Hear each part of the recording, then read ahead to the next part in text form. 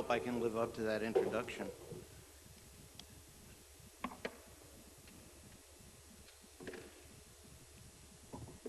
One of the things I'd like to announce today is in about a month, our numbers are going to change. We're up to 65,000 members nationwide.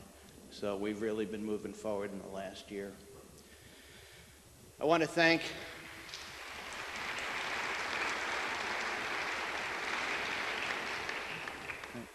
Grassroots, the Board of Directors, Mike Hoban, for inviting me here to represent the Law Enforcement Alliance of America. Obviously, it's one of my favorite groups. I do it every day. I believe in what I do. By the way, do we have any members here from LEAA? Good, and I know I met a few out in the lobby too.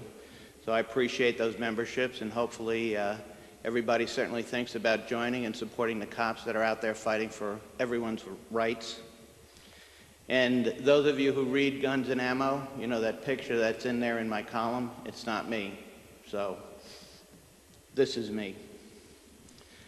But what I want to speak about today is securing right-to-carry statutes in states like Michigan, as well as on the federal level, and they're among LEAA's highest priorities. The reason we at LEAA view right-to-carry laws as fundamentally important has a lot to do with the reasons why so many LEAA members choose law enforcement for a career.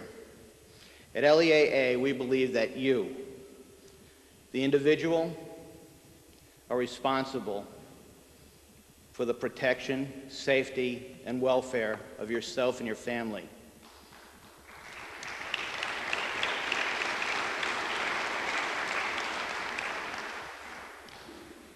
The way we at LEAA see it, and I might add, every real cop sees it, the sooner every responsible citizen has the legal right to carry a personal firearm for protection, the sooner every responsible citizen will have the legal right to decide for him or herself whether he or she wishes to exercise that legal right.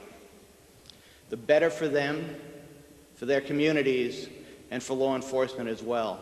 The primary reason real cops believe we all benefit from right-to-carry laws is the real protection to life, property that armed citizens present. You've heard about John Lott over and over again today. John Lott never got the credit that he was due from the press, certainly not from Handgun Control, not from our opponents in Congress. But John Lott did something that nobody else did. He went to every single county. Now just think of the magnitude of this. In the United States, from 1977 to 1992, prior to the last 11 non-discretionary right-to-carry laws being passed. And he used FBI data and documented overwhelming evidence to prove that law enforcement, something that law enforcement has known for a long time, that criminals respond rationally to deterrence threats. And what does that mean? Well, it's one of the absolute benefits of right to carry. It puts the criminal in a dilemma. What do I do now? Who's got a gun? Criminals are predators. They're also cowards. Most of the time, they don't have any guts and they really don't want to take any risks. So if they know that maybe this person is armed, and somebody brought up Florida earlier, the reason that they were jumping people in rental cars that had Z's on their plates were because that these predators didn't know that they knew that they weren't carrying firearms. But anyway, they don't want to take any risks. They have no guts. And you know, they're basically like cowardly hyenas. If there's a predator out, if there's somebody out there that's easy prey, they're a predator that's going to run over and take care of them. But if we're out there, we're armed, we're ready to go, and this guy comes up, like these women said, they'll have no more brass roots. Most criminals have no desire to get hurt. Certainly violent criminals relish making their victims suffer. There's no doubt about that. But if the tables are turned on them, they would sound like babies in the nursery room 10 minutes before feeding, crying for help. Right to carry laws present a real problem for criminals because they create a lottery. If you choose right to carry, and if you choose right as a criminal, you live.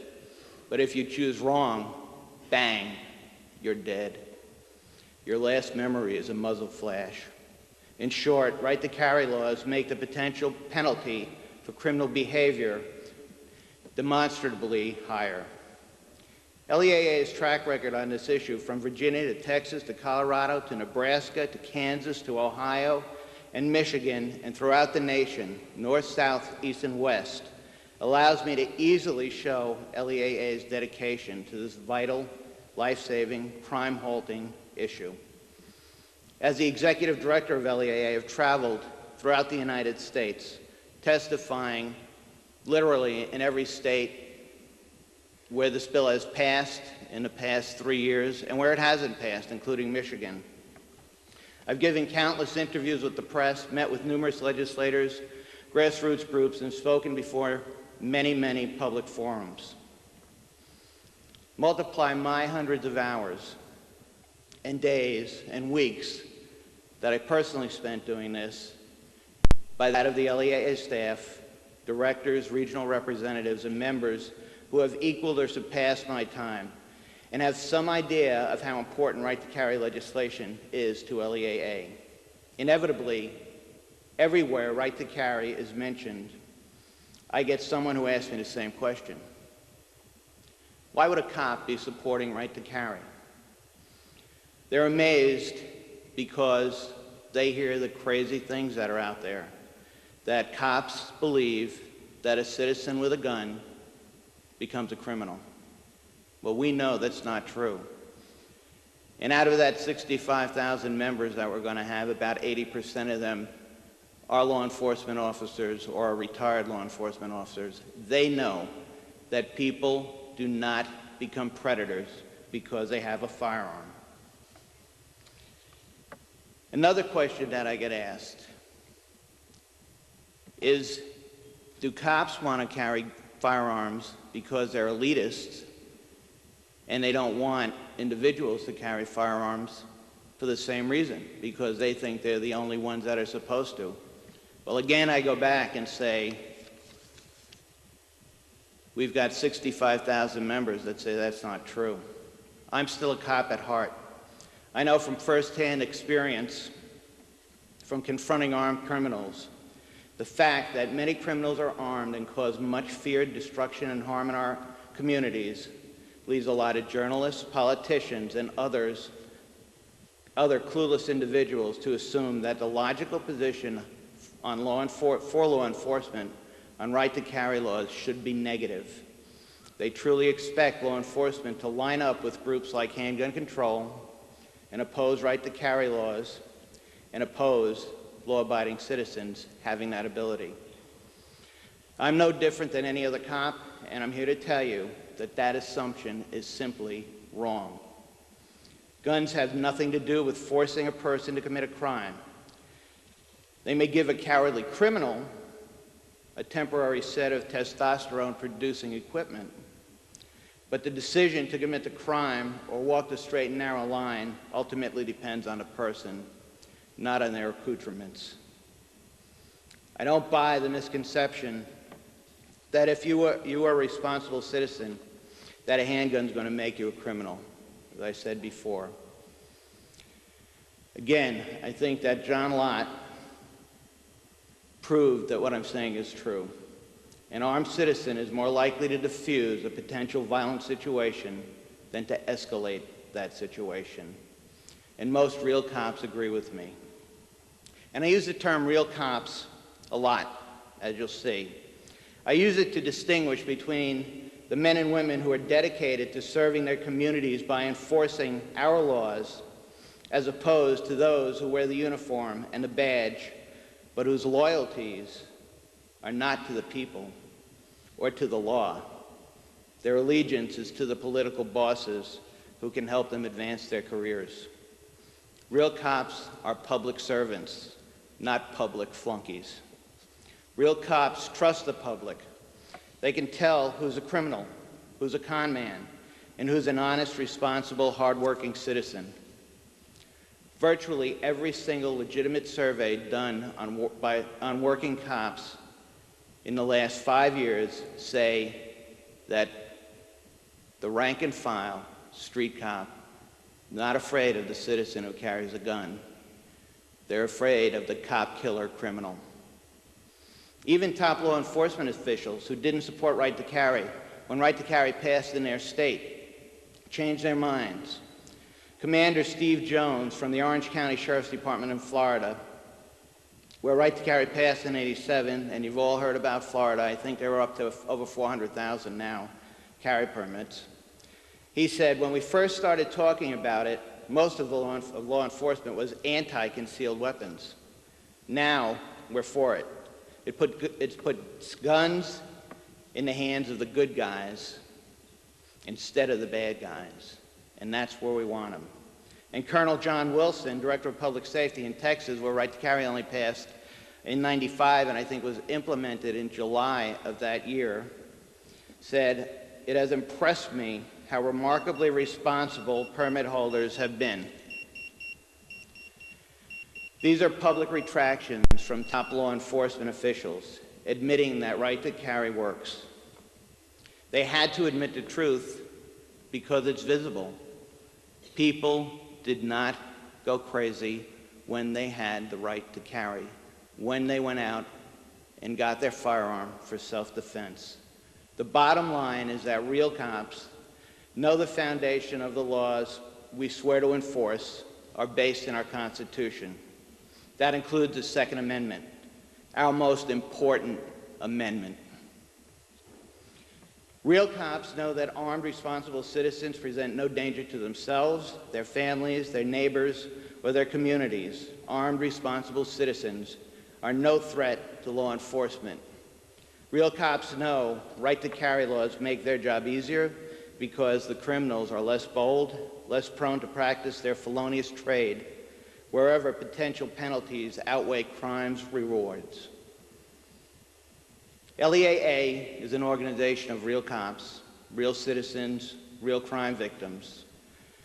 We are a coalition of all three, but primarily law enforcement, dedicated to truly serving the latter. LEAA is unique in that we are the largest law enforcement organization that's pro-gun. And to my knowledge, we are the only group over 50,000 that's pro-gun. This is important. Thank you.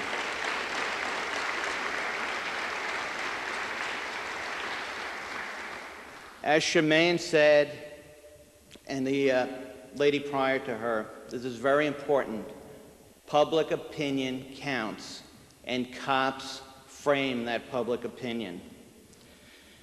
It's a point not lost on gun ban groups like Handgun Control, and among the anti-Second Amendment politicians like Bill and Hillary Clinton, Al Gore, New York's Charlie the Whiner Schumer, California's Diane, I have my gun, you can't have yours, Feinstein, and any other elitists who don't trust the nation's people. Handgun Control learned a very important lesson in losing their statewide initiative in California back in 1980. They wanted a Washington, D.C. style gun ban. California sheriffs opposed it. Most of the California police groups opposed it. Proposition 15 was soundly defeated.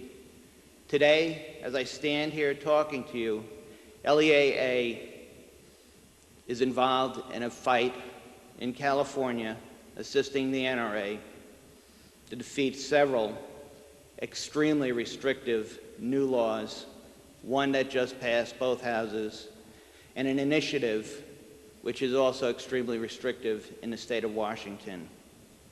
HCI learned quickly that public opinion puts lots of faith in law enforcement's opinion on gun issues. Of course, we know that saying HCI is a friend to law enforcement is like saying that Colonel Sanders is a friend to chickens. Since that time, they have spent much effort in a two-pronged attack against private gun ownership. The first was spent lining up a handful of top police officials both local and national, to back their gun agenda. The second was eroding the credibility the public held for generations in the National Rifle Association's opinions on firearms use and ownership. By enlisting groups like the National Fraternal Order of Police, the National Sheriff's Association, the International Association of Chiefs of Police, the Police Foundation, the Police Executive Research Forum, the National Association of Police Organizations. And remember, if any of these people call you, send you letters, whatever, they are anti-gun, 100%. Because we get calls every day saying, who is this group, who is that group? Those groups are anti-gun. They have acronyms ranging from FOP to NAPO. They are anti-gun. We are the only pro-gun law enforcement group, to my knowledge, nationally in America. Handgun control managed to move from being a political nuisance, which they were back in the early 80s, into a role of major player in setting Clinton's domestic gun policy. By having a few pet police organizations in their camp, HCI is now able to provide politicians who really don't understand the gun issue, but who do want to go on record as opposing law and not go on record as opposing law enforcement with an excuse to vote against gun ownership. But on the other side of the issue, LEAA has been out there, and we don't just work amongst our members. We've been working FOP lodges throughout the country. This past August, Gil Gallegos, who took over for Dewey Stokes, was up for election. Out of 2,000 members present, he only won that election by 35 votes. But in that election, we managed to get, and we assisted them, 2 extremely pro-gun law enforcement officers, one from Kentucky and one from Arkansas, on the board in executive positions in the FOP. And I think one more election, these guys will be controlling the organization. And that is a step forward, and that's where we want to be.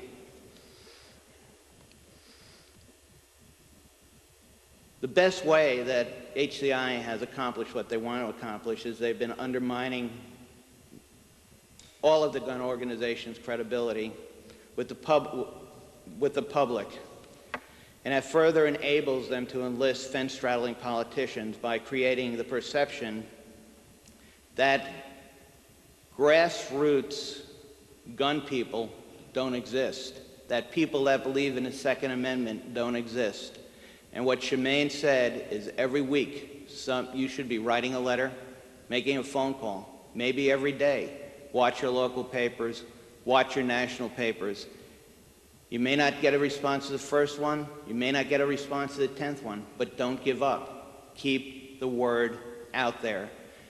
Pete Wilson, the governor in California, set up a special 800 number with regard to the bills I was talking about.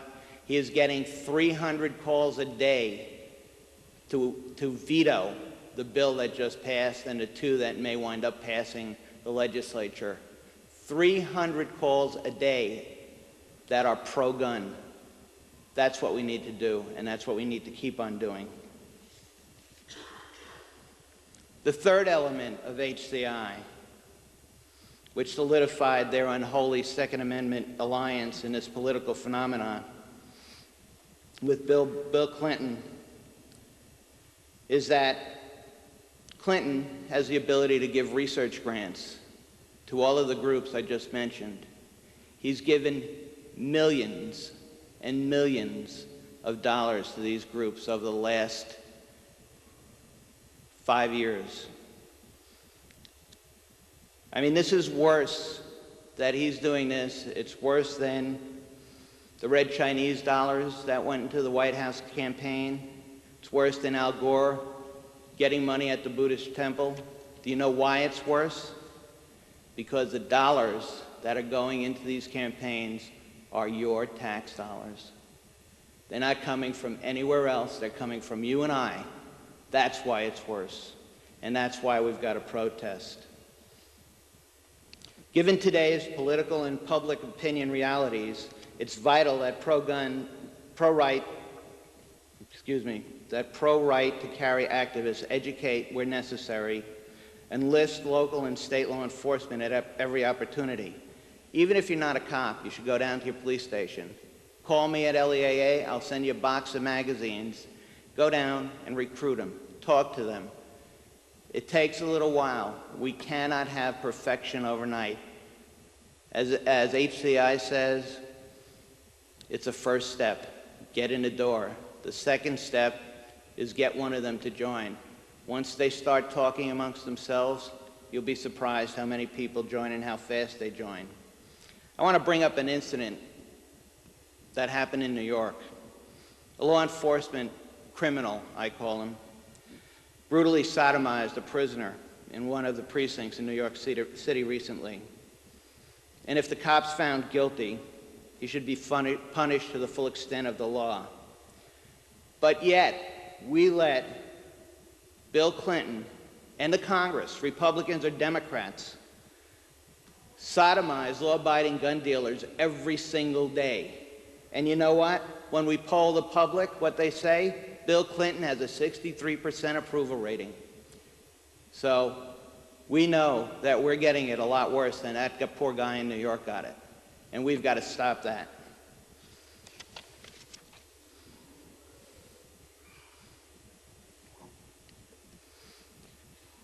I'm going to talk a little bit about LEAA and our political agenda.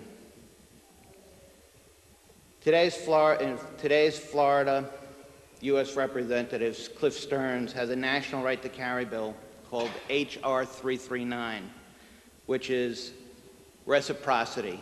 You'd be allowed to carry in each state if your state recognized that state's permitting process. Randy Duke Cunningham from California has a bill called H.R. 218, which is a national reciprocity bill for law enforcement officers. And I'm going to be candid with you. A number of pro-gun groups openly opposed and have written to their federal officials and urged them to not pass H.R. 218, which affects only law enforcement and retired law enforcement. A lot of times I get collared by activists saying, you know, why are you doing this? Are cops better than us? Are cops better than the individual?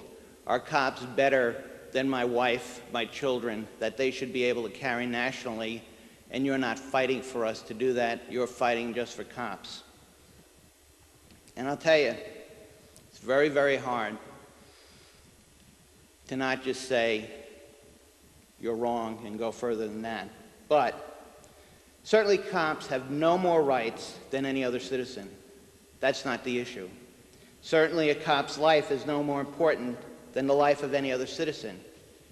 That's not the issue. What is the issue? The issue is that we win.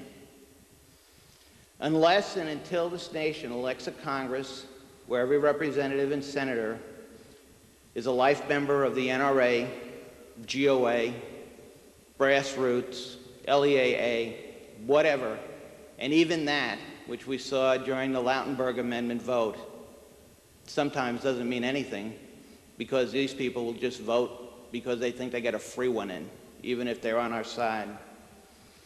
And until we get a president that also thinks the same way as we do in this room, we're never going to see a national right to carry. But if we get a cop carry passed with regard to active and retired law enforcement, what does that mean? Think about it. Retired cops are civilians. It's definitely our foot in the door.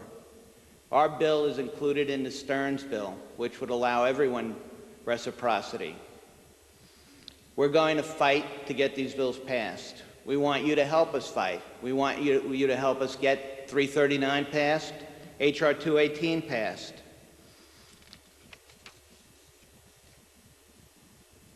And why? Because we have HCI and the anti-gun congressman in a corner. LEAA has sent probably 22 return receipt letters to HCI Everybody that's on their board of directors, I've sent a letter to, asking them to support cops, support H.R. 218. These are the guys that are out there saying that guns are bad. You know, this is what cops want, so support them. We haven't gotten one response. What does that do?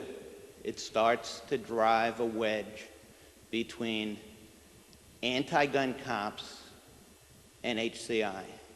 And once we drive that wedge in a little bit more, and these cops see that they're wrong and they're on the wrong side, the gap will widen, and we'll get more and more police officers to support our side because they want what you want, the ability to protect their homes, their wives, their families, their girlfriends, their mothers, their fathers. We have to get these bills through. And I'm not saying we're going to get them through this Congress, definitely.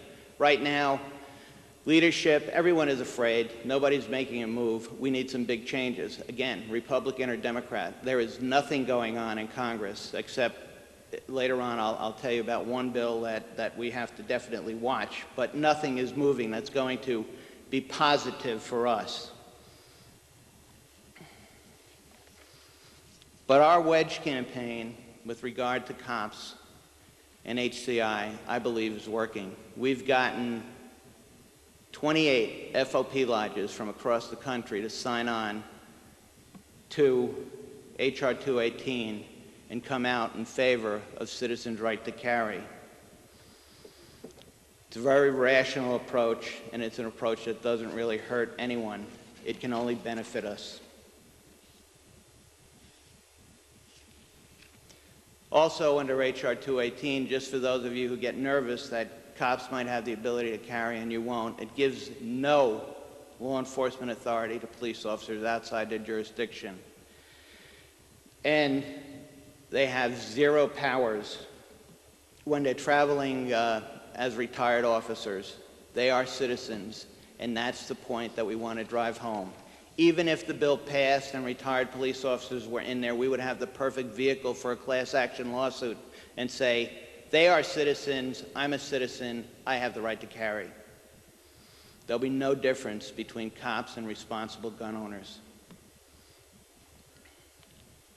Working to get right to carry legislation in all 50 states and get reciprocity among the states to identify and honor each other's state carry permit is exactly what we need to do in order to pass the federal bill. Again, work to enlist your local law enforcement officers. It's critical. Right to carry laws are an important part of the overall strategy to reduce crime and make our communities safe. Remember, in every state where law enforcement has gotten a right to carry, within a few years, individuals have gotten a right to carry. What we need is dedicated law enforcement, efficient and hard-nosed prosecutors and judges, no-nonsense prisons, enforcement of existing federal laws against armed criminals, insistence that sentences issued equal time served, and a citizenry intolerant of criminal predation that is willing and legally able to resist becoming victims. Then we'll have a more quiet and peaceable society where your response to the burglar, the rapist, the carjacker, or the robber will be the best form of urban renewal. Bang. Thank you.